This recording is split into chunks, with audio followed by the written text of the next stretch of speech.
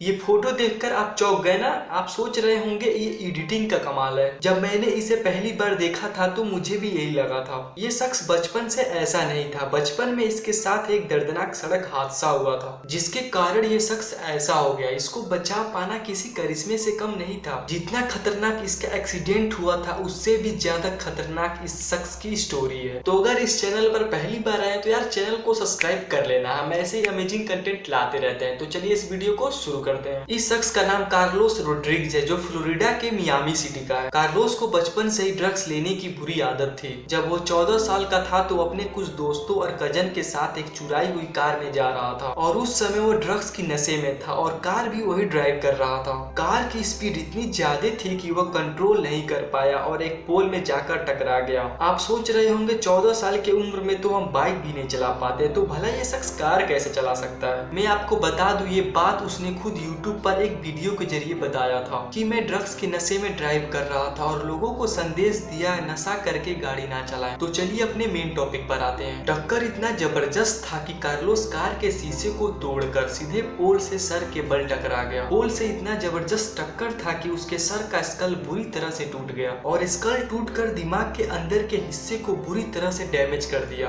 और इससे लगभग दिमाग का आधा हिस्सा बुरी तरह से डैमेज हो गया। डॉक्टर को उसे बचाने के लिए दिमाग के आधे डैमेज हिस्से को निकालना जरूरी था, नहीं तो उसकी मौत हो जाती। यह सर्जरी काफी खतरनाक था। डॉक्टर को भी नहीं पता था कि यह सर्जरी सक्सेसफुल होगा भी या नहीं। उसके बचने का चांस लगभग नामुमकिन हो गया था। अगर सर्जरी नहीं होती तब भी वो मरता। इसलिए डॉक्टर की टीम ने सर्जरी करने का फैसला किया और फिर एक चमत्कार हो गया। यह सर्जरी सक्सेसफुल रहा। उस सर्जरी में उसके सर के टूटे हुए स्कल और डैमेज पार्ट को निकालना पड़ा, जिसके कारण वह शख्स अब ऐसा दिखता है। दिमाग के आगे का हिस्सा निकाले जाने के कारण डॉक्टरों को लगा कि वह सोचने समझने की क्षमता खो देगा, क्योंकि दिमाग के आगे का हिस्सा सोचने समझने की प्रक्रिया में हेल्प करता है, जिसकी वजह से हम इमोशन को कंट्रोल कर पाते और भाषा को समझ और बोल पाते और भी कई तरह की थिंकिंग को हम पॉसिबल कर पाते हैं। लेकिन कार्लोस के पास दिमाग का आगे का हिस्सा तो था ही नहीं, तो भला सोचने समझने की क्षमता कैसे हो सकती है। लेकिन जैसे जैसे कार्लोस की उम्र बढ़ती गई वो सोचने समझने की शक्ति पहले जैसे होने लगा। लेकिन ये भी किसी चमत्कार से कम नहीं था। दिमाग का आधा हिस्सा नहीं होने के बावजूद भी वो पहले जैसा नॉर्मल था।